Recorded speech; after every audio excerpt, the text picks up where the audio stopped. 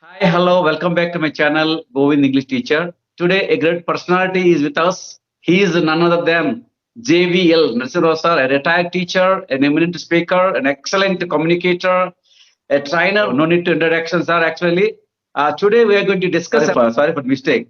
Today we are going to discuss the difficulties of English teacher, and many English teachers, they are very well versed with that the content or a subject, the psychology and everything, but still they're facing very difficulty in expressing or in communicating.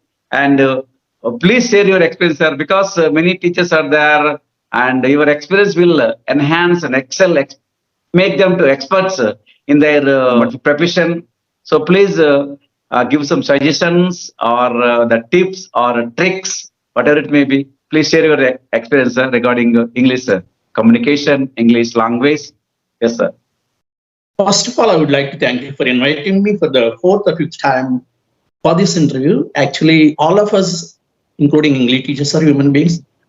You need not worry about the mistake of discussing about. Actually, I would like to begin my explanation with a story. Actually, I was observing an interview by the director of the Central Institute of English and Foreign Languages with a foreign interviewer.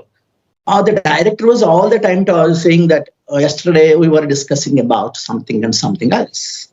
Okay, actually on the third day corrected it, but when I went to the Central Institute of English, I asked the professor of phonetics, Prakasham sir, can you accept discuss about as modern English, or is it wrong? No, it's wrong.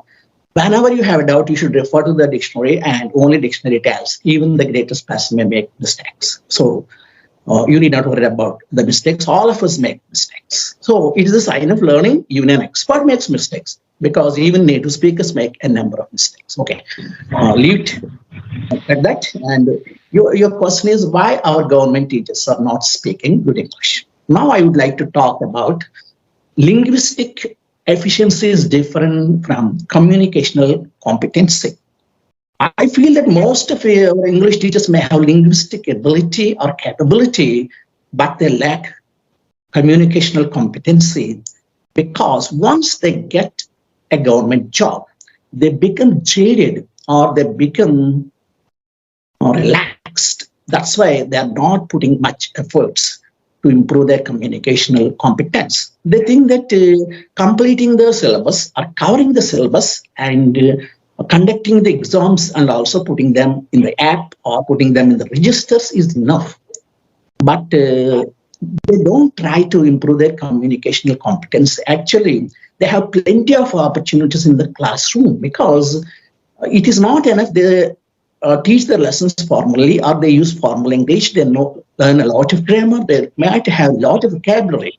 But unless they start speaking with the learners in an informal way, they will never be fluent speakers or they will never be competent users of language. That's why these days we are giving a lot of importance to idioms and functional English rather than formal English.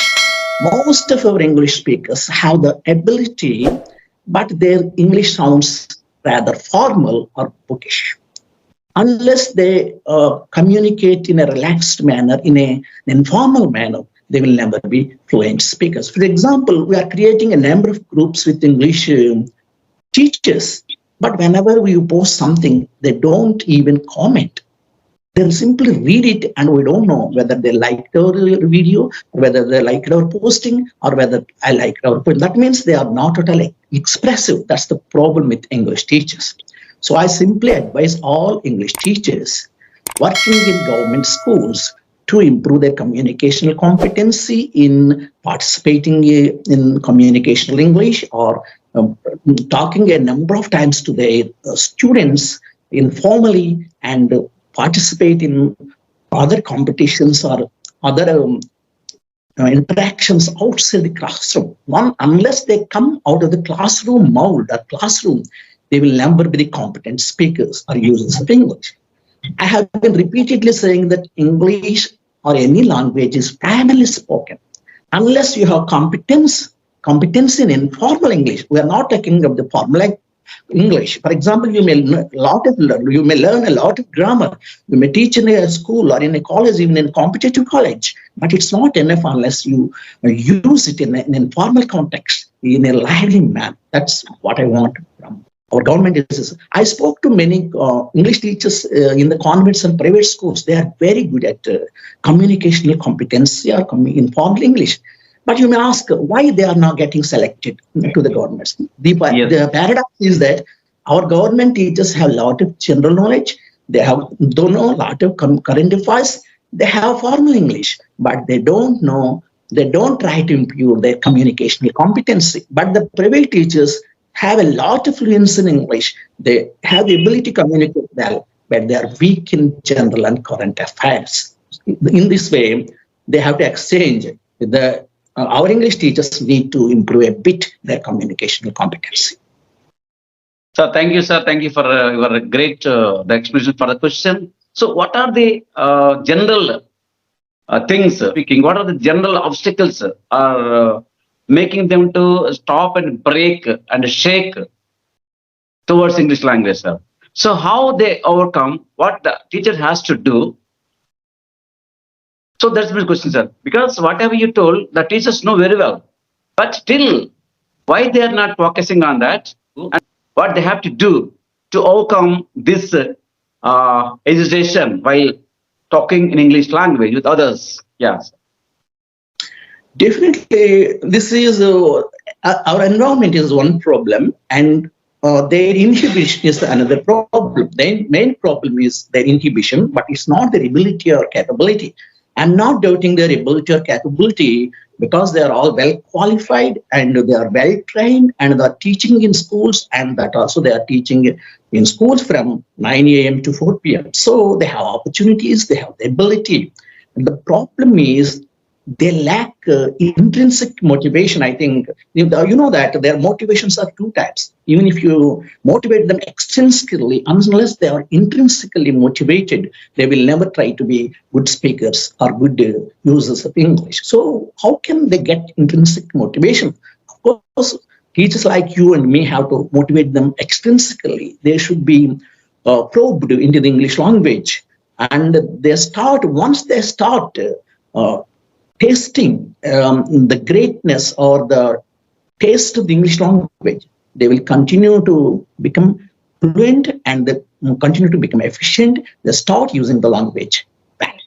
I mean, I have tried my best to make my teachers, once who were my students, to make them speak. In spite of my efforts, they're not coming forward.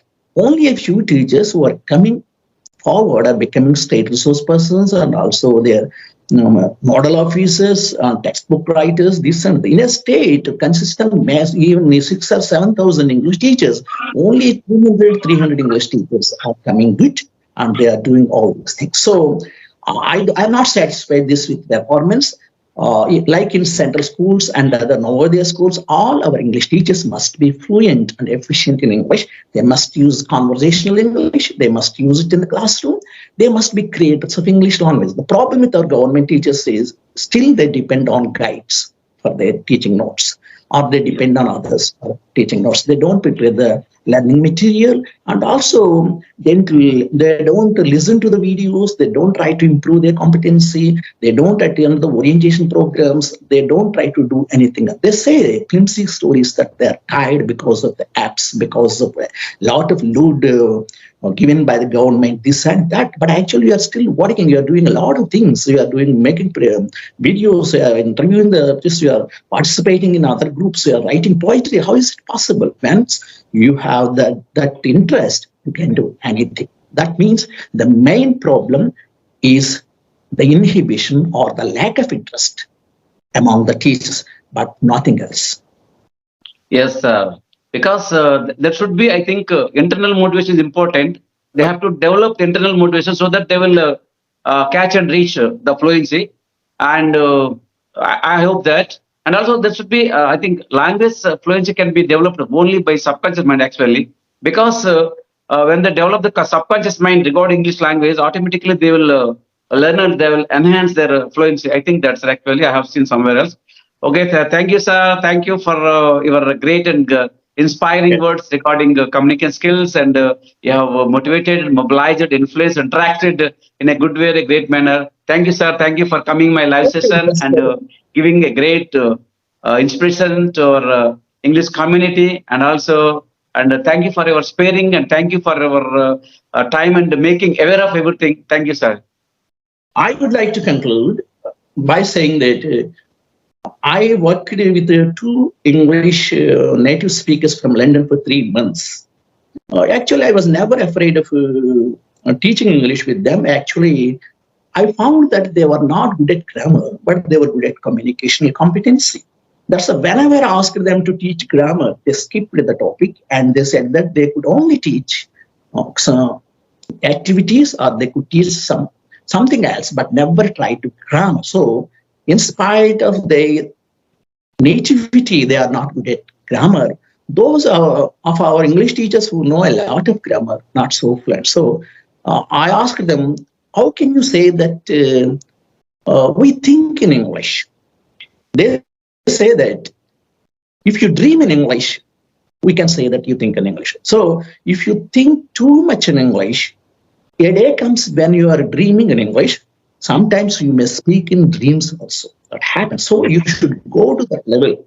That means you have to think in English. That means you have to write in English, you have to speak in English, you have to read in English, you listen to in English. If you do all these things, a day comes when you will be thinking in English. The problem with our government teachers or somebody else who is not able to speak fluent English is first they think in their mother tongue, then try to translate or convert into English or other tongue. That's the problem here.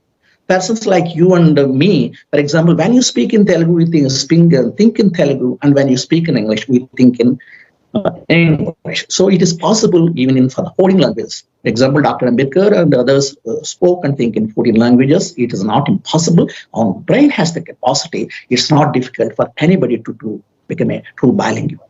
Thank you very much for this opportunity. Yes. Oh, thank you, sir. Because the universal grammar is in our brain. We can learn any language without diseases. We can talk anything like a native speakers. But that the interest, the passion, the dedication, the devotion should be there towards the language. Then ultimately everything can be possible. Yes, sir, thank you for your good words, sir. Thank you very much. See you later. Thank you. Have a good day.